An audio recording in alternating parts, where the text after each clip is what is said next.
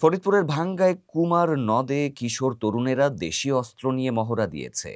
বুধবার থেকে এই সংক্রান্ত একটি ভিডিও সামাজিক যোগাযোগ মাধ্যম ফেসবুকে ছড়িয়ে পড়েছে। কয়েকজন প্রত্যক্ষদর্শী বলেন, বুধবার দুপুর থেকে সন্ধ্যা পর্যন্ত ভাঙ্গা পৌর এলাকার বাইশাখালী, চণ্ডীদাসদি থেকে আতাদি ও পূর্ব সদরদি পর্যন্ত কুমার নদীর প্রায় 4 কিলোমিটার অন্তত 20টি স্পিডবোট ও অর্ধশত ট্রলারে কিশোর তরুণেরা মহড়া দিয়েছে। এর মধ্যে কয়েকটি স্পিডবোট থেকে রামদা, চাইনিজ কুড়াল সহ দেশীয় অস্ত্র প্রদর্শনের 2 মিনিট 10 সেকেন্ডের একটি ভিডিও ছড়িয়ে পড়ে। 8 বছর ধরে নৌকাবাইচ অনুষ্ঠিত না হলেও ওই এলাকার কিশোর ও তরুণেরা ভাদ্র মাসের শেষ দিনে স্পিডবোট ও ট্রলার নিয়ে কুমার নদে মহড়া দিয়ে আসছেন।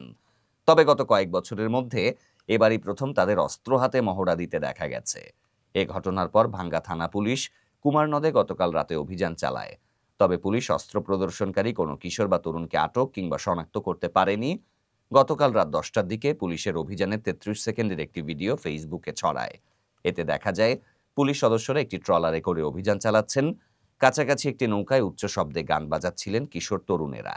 তারা পুলিশের উপস্থিতি টের পেয়ে নদীতে ঝাঁপ দিয়ে সাঁতরে পালিয়ে যায়। স্পিডবোট থেকে কিশোর তরুণদের অস্ত্র প্রদর্শনের ঘটনার সত্যতা স্বীকার করেছেন ভাঙ্গা থানার ভারপ্রাপ্ত কর্মকর্তা মোহাম্মদ আশরাফ হোসেন।